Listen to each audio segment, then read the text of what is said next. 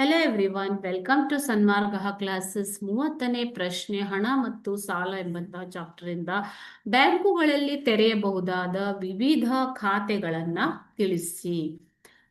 ಬ್ಯಾಂಕುಗಳಲ್ಲಿ ತೆರೆಯಬಹುದಾದ ಖಾತೆಗಳು: ಉಳಿತಾಯ ಖಾತೆ, ಚಾಲ್ತಿ ಖಾತೆ, ಆವರ್ತ ಠೇವಣಿ ಖಾತೆ ಮತ್ತು ನಿಶ್ಚಿತ ಠೇವಣಿ ಖಾತೆ. ಇವು 4 ಪ್ರಮುಖವಾದ ಖಾತೆಗಳು.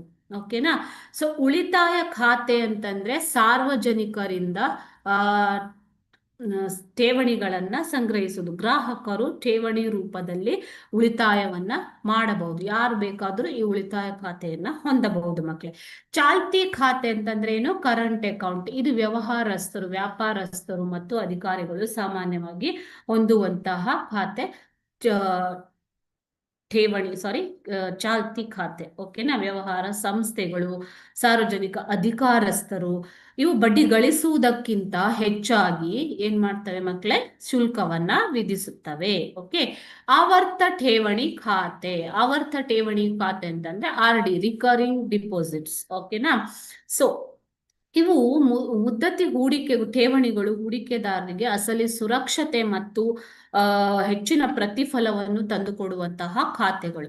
ನಿಶ್ಚಿತ ಠೇವಣಿ ಖಾತೆ ಅಂತಂದ್ರೆ FD, ಫಿಕ್ಸ್ಡ್ ಡಿಪಾಸಿಟ್. ಓಕೆ.